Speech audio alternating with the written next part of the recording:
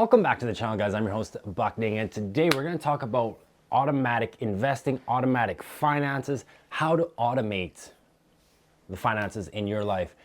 And the reason I'm going to talk about this is because it's very, very important to the fact that if you have a system in place, you don't have to think about your finances all the time. They just have a job that's assigned to them and they will just do it. Because if you tell your money what to do, it'll do it. If you don't, it'll just walk away and disappear into thin air. Just kidding. You will probably just do some frivolous spending and not know where it went. You will buy something here and there and whatnot, and it won't even benefit you in the fact that you won't have any financial growth. Your money doesn't work for you, and so on and so forth. You've heard it all. So if you're new to the channel, welcome. This is where we put $100 a week into a tax-free savings account to build a dividend portfolio right in front of your eyes. If you're not new, welcome back.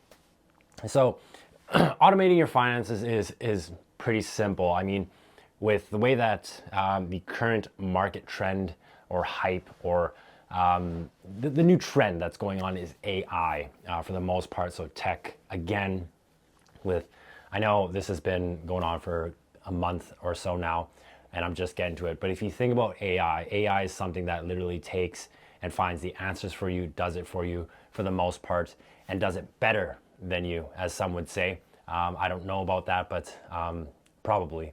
But when it comes to your finances, are you setting up systems in your finances, like automatically every paycheck that you get, you're putting away $25 or $50 into a savings? Are you putting $25 every paycheck into an investment that's automatically invested into some sort of index, ETF, or some sort of stock that you are building a position in?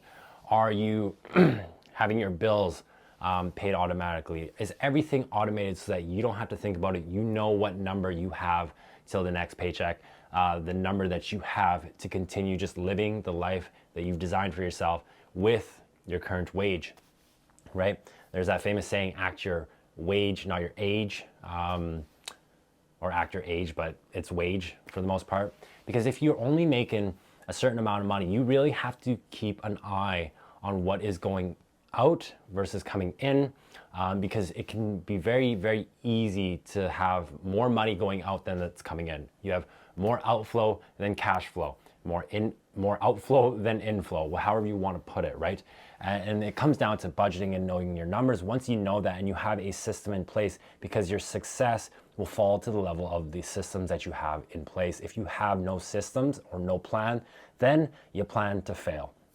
And so when it comes to automated investing, I don't do it for the most part. I typically like to choose my stocks, but I know my numbers very, very well in the sense where I actually enjoy looking at it. It's not, it doesn't give me anxiety to take a look at my finances. It doesn't give me anxiety to know where the market is, because I continue to do the strategy of dollar cost averaging. Regardless if the market is up, the market is down, I am buying whatever position it may be.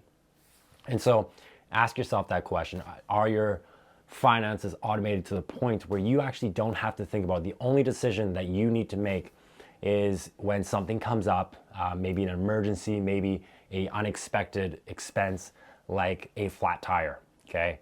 As some may know, tires are getting a bit more expensive these days. I remember when tires were like under $1,000. Now a set is like $1,800, $1,900. And so it's not that great.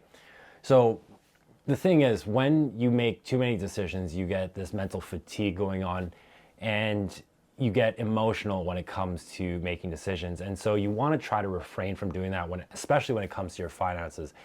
This whole myth of retail therapy or financial therapy, where you got to spend just to make yourself feel good. How about just like looking at your account and knowing that you have money there that's working for you, that's growing, even if it's as little as $100. Even having that can set people's minds at peace, okay? And honestly, finances are important. I think they are anyways. And really, if you're not the person that likes to pick stocks or pick investments yourselves, there are a ton of broad market index funds, the S&P 500 indices. These indexes, or even target date funds. I know some people do target date funds where you figure out what year you want to retire and you just invest consistently into those indexes Now, I don't actually know if there's target fund dates indexes in Canada. I don't invest in those, but just to give you an example, there are index funds that you can set that give you a broad amount of positions that are diverse, and you don't even have to think about whether you need to buy this stock or that stock. You just keep putting money into a specific index that gives you great diversification, low management fees. For example, the S&P 500, VFV.TO. There is another one that is Canadian hedged, so it doesn't, the US dollar doesn't affect your portfolio if you want to take away that risk.